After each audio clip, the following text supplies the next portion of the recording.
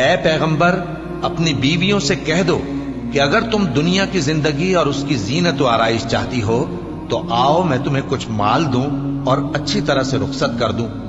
اور اگر تم اللہ اور اس کے پیغمبر اور عاقبت کے گھر یعنی بہشت کی طلبگار ہو تو تم میں جو نیکوکار ہیں ان کے لیے اللہ نے اجر عظیم تیار کر رکھا ہے۔ اے پیغمبر کی بیویوں،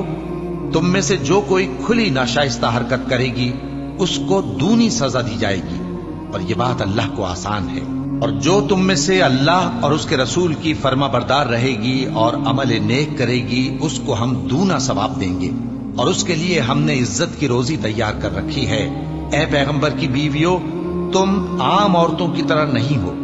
اگر تم پرہیزگار رہنا چاہتی ہو تو کسی اجنبی شخص سے نرم لہجے میں بات نہ کرو، تاکہ وہ شخص جس کے دل میں کسی طرح کا روگ ہے کوئی امید نہ پیدا کر لے، اور دستور کے مطابق بات کیا کرو، اور اپنے گھروں میں ٹھہری رہو، اور جس طرح پہلے جاہلیت کے دنوں میں زیب و زینت کی نمائش کی جاتی تھی اس طرح اظہار زینت نہ کرو، اور نماز پڑھتی رہو اور زکوٰۃ دیتی رہو، اور اللہ اور اس کے رسول کی فرما برداری کرتی رہو۔ اے پیغمبر کی گھر والیوں، اللہ چاہتا ہے کہ تم سے ہر طرح کی ناپاکی دور کر دے